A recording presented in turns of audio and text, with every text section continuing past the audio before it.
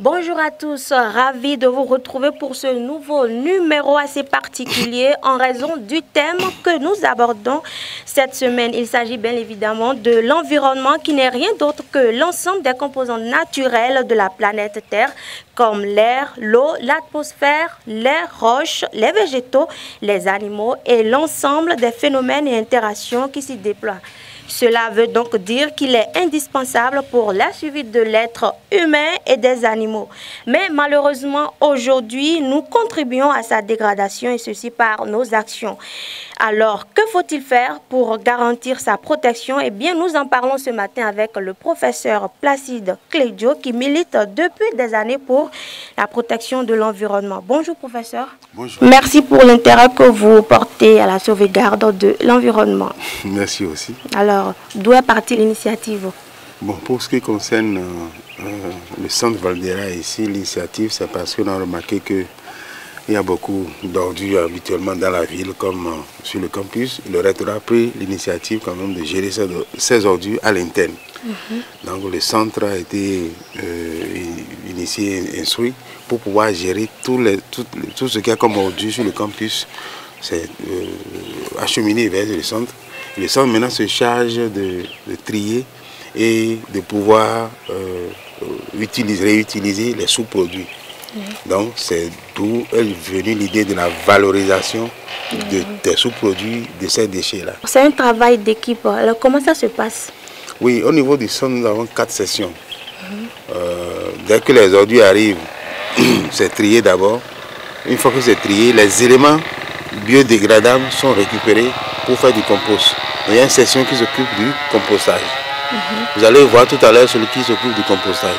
Tout d'abord, la section tri est là.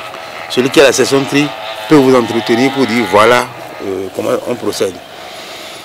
Ensuite, en dehors des biodégradables, les non biodégradables comme les sachets et autres là et assimilés sont récupérés et transformés soit en pavé, soit en briques. Donc il y a une session consacrée pour ça et le responsable va vous entretenir tout à l'heure.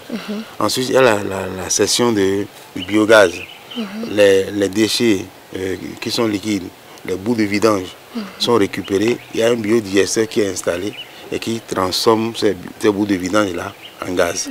Et il y a la session maintenant des cartons pour pouvoir transformer. Vous savez, on est sur le campus, il y a beaucoup de papier. Donc la section des cartons aussi s'occupe de la transformation de ces cartons, les papiers en briquettes qu'on peut réutiliser pour pouvoir actionner le feu. Est-ce que l'objectif est atteint aujourd'hui? Tout à fait. La création de l'objectif est atteint.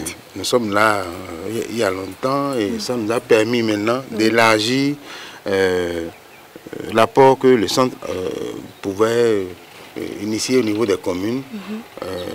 La commune travaille, le centre travaille maintenant avec beaucoup de communes pour pouvoir les aider à assainir leur milieu. On a refusé à ce que les gens apportent les ordures sur les sites, mais in situ, ils sont sur place et on leur apporte la technologie, le savoir-faire et ensemble, nous mettons sur place le centre pour pouvoir les aider. On parle aujourd'hui de la dégradation de l'environnement. Pensez-vous qu'aujourd'hui, est-ce qu'on peut déjà... il y a une lutte à mener pour pouvoir atteindre l'objectif? La lutte, c'est que chacun à son niveau essaie de préserver l'environnement. Bon, en matière de la gestion des déchets, c'est ce que nous sommes en train de faire. En dehors de la gestion des déchets, le grand problème de l'environnement, c'est les gaz à effet de serre qu'il faut réduire. D'accord. Et pour réduire les gaz à effet de serre, déjà à partir du biogaz, nous contribuons à la réduction des gaz à effet de serre parce que lorsque nous produisons le biogaz, nous brûlons le méthane qui ne pourra plus aller dans l'atmosphère pour réchauffer l'atmosphère.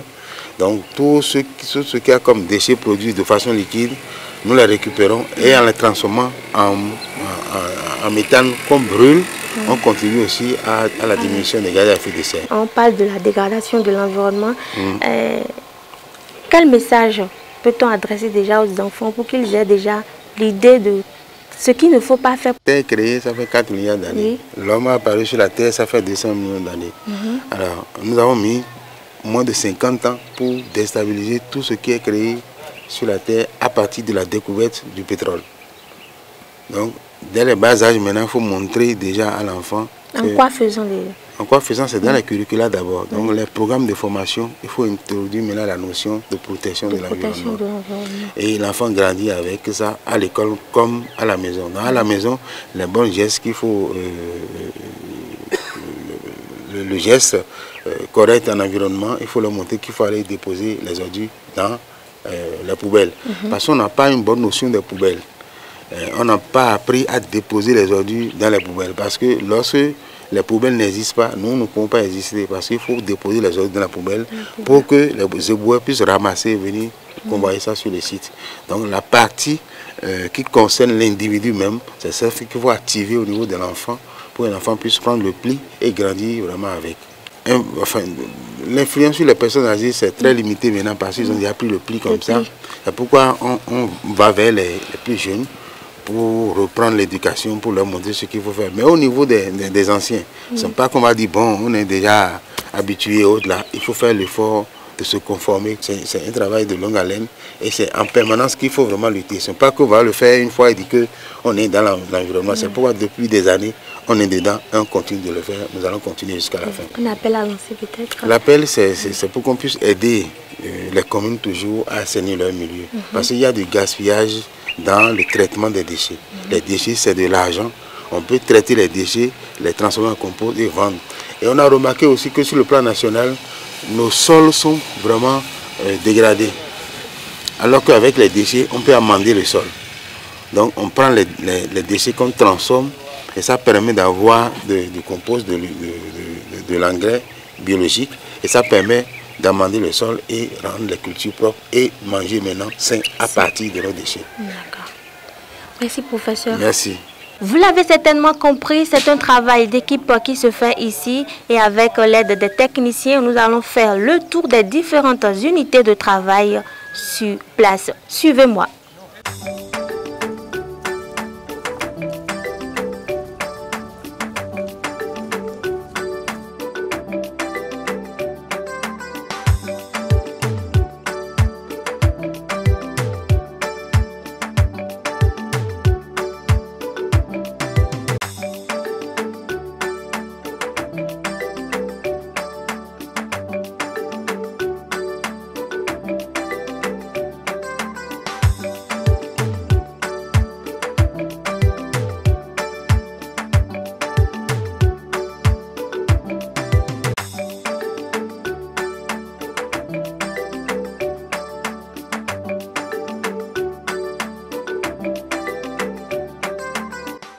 Au centre Vadera, je dirige une équipe de 3 personnes qui s'occupent du tri des déchets qu'on a récoltés sur le centre Vadera. Lorsque vous mettez la matière première en compostage, après un temps donné, vous procédez au retournement. Le retournement a un intérêt. Ça permet une bonne aération de ces matières premières. Parce que s'il n'y a pas une aération, le processus de digestion ne sera pas favorable. Donc, lorsqu'on fait le retournement, ça permet d'homogénéiser les matières pour leur permettre une bonne transformation d'ensemble et en même temps permettre une bonne aération qui permet de conduire le processus à terme. Et lorsque on arrive à retourner, au terme de 3 mois environ, vous avez un compost qui est mûr. Et lorsque le compost est mûr, on procède au tamissage. Lorsqu'on procède au tamissage, on enlève les matières grossières qui n'ont pas pu être compostées. Nous recevons ici tout ce qui est organique. Nous recevons ici les bourses humaines qui viennent au niveau de Cotonou. Et dans l'association Biogaz aussi, nous pouvons aussi valoriser tout ce que nous avons comme bourse sauvage, tout ce que nous avons comme déchets organiques.